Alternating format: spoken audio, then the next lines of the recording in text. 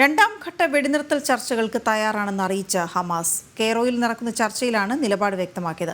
Donald ട്രംപുമായുള്ള കൂടിക്കാഴ്ചയ്ക്ക് Benjamin Netanyahu അമേരിക്കയിലെത്തിയതിനു പിന്നാലെയാണ് ഹമാസിന്റെ നിലപാടെന്നതും ശ്രദ്ധേയമാണ്. 42 ദിവസത്തെ ആദ്യഘട്ട വെടിനിർത്തൽ ധാരണയുടെ ഭാഗമായി 33 ബന്ദികളെ ഹമാസ് മോചിപ്പിക്കുമെന്നാണ് കരാർ. രണ്ടാം ഘട്ടത്തിൽ മുഴുവൻ ബന്ദികളുടെയും മോചനമാണ് ലക്ഷ്യം.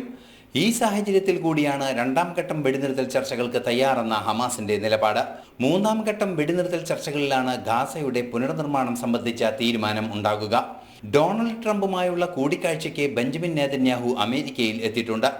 ട്രംപുമായുള്ള കൂടിക്കാഴ്ചയ്ക്ക് ശേഷം മാത്രമായിരിക്കും തുടർ വെടിനിർത്തൽ ചർച്ചകൾക്ക് ഇസ്രയേലും തയ്യാറാകുക.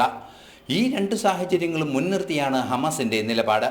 അതിനിടെ ബെഞ്ചമിൻ നെതന്യാഹുവും ഇലോൺ മസ്കും കൂടിക്കാഴ്ച നടത്തി. കൂടിക്കാഴ്ചയിൽ ട്രംപിന്റെ സാന്നിധ്യവുമുണ്ടായി.